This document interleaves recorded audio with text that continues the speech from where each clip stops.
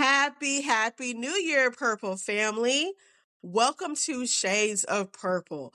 So, I'm going to be honest with y'all. I know it took me a while to do this episode. I've been snowed in the past couple of days, and so I'm like, I really need to get back on my grind for the new year. It's already been a crazy year with, of course, the fires in LA, and it's like fire and ice because out here where I am in Arkansas, we just got about 10 inches or so of snow.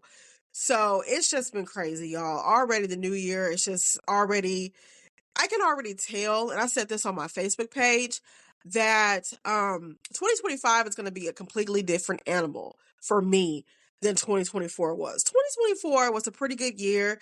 It was also a pretty decent year for the podcast. I was finally able to start my YouTube channel, which I was really, really happy about. So I'm hoping that this year will be even better for the podcast. I'm going to try to up my game on my YouTube channel. I did reach my goal of 100 subscribers. So I'm hoping that this year I will end the year with 200 subscribers. So we'll see how that goes. Continue to tell all of your friends and family, your Purple family, about the podcast and the YouTube channel so y'all can continue to follow me on both. Also, we're on Instagram. I hadn't put any posts up on Instagram recently, but the podcast is also on Instagram as well. It's under shades _of_ purple podcast. So check me out, y'all. So this episode, I'm going to be doing a top 5 of my favorite episodes that I did from 2024. So to kick it off, at number 5, I have my top 10 favorite Prince interviews that I did on Valentine's Day. So as we all know, Prince didn't do a ton of television interviews. So this one was pretty easy. I think my number 1 was probably one of the ones that he did with Tavis Smiley. Probably the one he did in 2009, because in that episode, he really talked about some really interesting things. He talked about chemtrails in that episode. He talked about how he had epilepsy when he was a child. So he really did. He really talked about some revealing revealing things in that particular interview. Another favorite interview that I liked was the one that he did with Mel B at Paisley Park. And it seemed like, they were kind of flirting a little bit here and there, but, he really opened up to her. I could tell that he was very comfortable talking to her. And as we know, Prince was always more comfortable talking with women than he was men. But I think the exceptions were definitely Tavis, because I could tell that he really vibed well with Tavis and that he really, really, liked him. So he has some really interesting interviews over the years, and you can, of course, check them all out. They're mostly all on YouTube. Another one that I really liked was the one he did with Larry King in 1999. And Larry King is an excellent interviewer, so he was able to pull some things out of Prince as well. He was going by the artist, of course, at the time. So if you haven't checked out any of those interviews, they're on YouTube, so check those out. So that was number 5. Number 4 was my review of Morris Day's book, A Princely Time in Funk, that I did back in April. So Morris Day's book, it's been out for a little while. I actually read it not too soon after it came out in 2019. So most of the time, the books that I do as a review, 9 times out of 10, I've already read them. But I'm just going back to re-interview them. I'm just going back to reread them again. So that's what that was. But so Morris Day's book, I liked it, but my only critique of it was I really thought that it was too short. And the reason why I say that is because it was only like 200, a little over 200 pages. And I really felt like Morris Day left a lot of stuff out of the book. And which I thought was interesting, because when he went and did the press junket for this book, he kept saying, it's in the book. It's in the book. But then I'm like, but it's really not in the book, Morris. Because a lot of the questions that a lot of the interviewers were asking were things that he didn't really talk about in the book. Like, he kind of tried to keep it a little anonymous. Like when he mentioned a woman named Superwoman that Prince was dating. And I think that was probably vanity that he was talking about. But he mentioned this girl that Prince was dating, and that they had got kind of close. They were partying, hanging out one night, and Prince got upset that Superwoman was hanging out with Morris Day. And Morris was like, okay, like, what's the problem? And there was another time where Morris went to Prince's house, and I don't know if this was Paisley or one of his other houses that he stayed in. I can't remember. But there were some girls that were over there. And so Morris, made himself at home and waited for Prince to get there. And Prince promptly kicked him out when the Prince got home. He was like, dude, what are you in my house for? And, and Morris made the comment in his book that he was like, well, I didn't think it was a problem because me and Prince have, we've, shared women before in the past, meaning that, they probably have, both been with women, at the same time, or, maybe ran trains on women. I don't know. But he made that, he kind of insinuated that, like they would share women from time to time. So he didn't, see what the problem was, why Prince was making him leave all of a sudden. But anyway, that's neither here nor there. But check out that episode if you haven't already. It's called Morris Day Book Review, A Princely Time in Funk. And it's really a good book. But like I said, I really do felt like, he could have made it a little bit longer.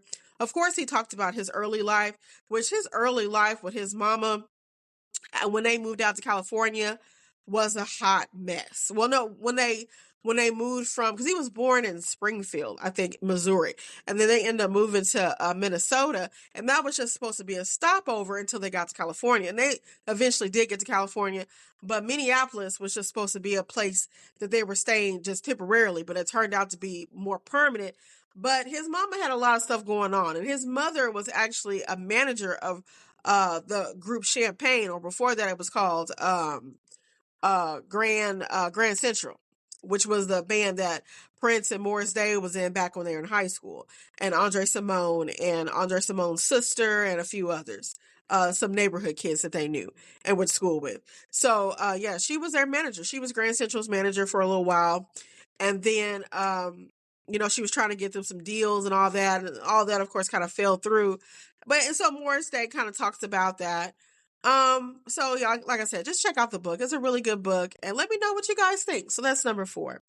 Number 3, we've got The Purple Tea, Prince and Apollonia, which I did back in June. So it was kind of short because there's not a lot known about Prince and Apollonia's personal relationship outside of what Apollonia has shared, because Prince never, mentioned her, in his memoir, his unfinished memoir. He never got to the point of mentioning her.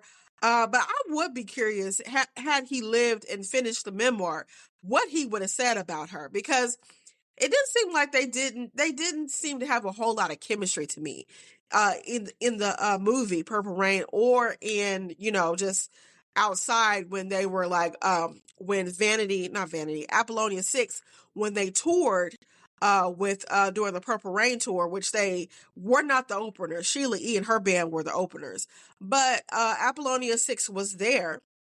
Brenda and Susan and Apollonia, and I don't know, I don't know. It's just like their interactions, their known interactions to me, just didn't seem like there was a lot of chemistry there. I think it was kind of a hit it and quit it situation, meaning they probably bumped uglies one time, and they just left it at that. And they were, probably, I don't doubt that they were, at least associates. I wouldn't think that they were close friends the way Apollonia was trying to make it seem like they were. But I think that, they probably stayed in touch over the years, but it was nothing too serious. But like I said, I just suspected that, Prince probably, because she didn't have, let's just be honest, Apollonia was just a pretty face. She was an okay actress, but as far as singing and dancing, no ma'am. It was just not there. At least it wasn't for me. So when I saw her, so I'm just like, okay, girl, whatever. So yeah, so I talked about that in that episode, about how, how their interactions were, how they met, blah, blah, blah. So check that out. That was number 3. So number 2 was the episode I did about Prince and Michael Jackson Part 2, the Drake and Kendrick Lamar effect. And I've been listening to a lot of Kendrick Lamar lately. I've been listening to a lot of hip hop lately. So I'm going to revisit Prince's relationship with rap, hip hop in a future episode. So get ready to check that out pretty soon. But this episode I really like doing. This was I did this back in July, and this was after pretty much the beef between Drake and Kendrick Lamar had kind of ended. He had did the pop out concert Kendrick did by this point, and I just had me reflecting because I did know that at one point Kendrick and Prince were thinking about working together when he was recording To Pimp a Butterfly in 2015 or the end of or 2014. But they never got around to it because Kendrick, he came up to Paisley Park, was gonna try to, I guess, get some vocals from Prince because Prince was gonna be on the song. Oh my goodness, I can't think of the song now. Uh, but it's on to Pimp a Butterfly. Um, but anyway, so he was gonna do the hook, I think, for one of the songs, and they just got to talking in the studio. And eventually, Prince invited Kendrick to come on stage when he was doing a performance at Paisley Park. And then after the performance, and Kendrick went on stage and did the freestyle, he said they just totally forgot about doing the song together. So that's what happened with that. But the reason why I brought MJ up is because during the beef, there was a line that Kendrick said and like that saying, Prince outlived Mike Jack. And so that was kind of like a hashtag for a while in the beginning of the beef because, Drake has long since compared himself to Michael Jackson. And at times, Kendrick would compare himself to Prince. And I think that it was kind of an apt comparison if you look at uh, all four artists. Drake is very popular. He's very mainstream. He's very poppy, even though he claims to be a rapper. And he's like, sold billions of, streams and, his numbers are up there as far as his popularity. So just like Michael Jackson was very popular, very poppy, very mainstream. Whereas Kendrick and Prince were more artistic and they didn't really care about numbers as much. They really cared more about music as an art form. And so I talk about how I think that is an apt comparison between the four artists. And I will go back and look at that. And I might even do a whole episode about Prince and Kendrick Lamar, only because I've been listening to Kendrick Lamar so much lately. So, and I do know that they did have a connection. It was a brief connection, but it was a connection nonetheless. So I will talk about that at some point this year. So that was number 2. So number 1, we have my and my husband's Paisley Park trip, August 12th. We went August the 3rd, which was a Friday, and we left on that Sunday, the 5th. And we had such a wonderful time. We went to Paisley Park on that Saturday, and we also went to the Mall of America. We also hit up some local print spots. We did go to the mural, which I think is like downtown Minneapolis, and we did go to uh, uh, what's it called? I can't think of nothing right now, y'all. But 7th Street, we went there. And we went to where else? We went to the electric fetus, and I have all those photos on my YouTube, not on my YouTube, on my Facebook page. So 7th Street, we went there. So where they performed Purple Rain at and all that. So we went there. We had such a great time. I did put a lot of content on the YouTube channel because we did go down to the Riley Creek area where they have the memorial, which sits like right in front of Paisley Park. And I talked about how I was really surprised that 7th Street, 7th Avenue, y'all forgive me, 7th Avenue, we went there.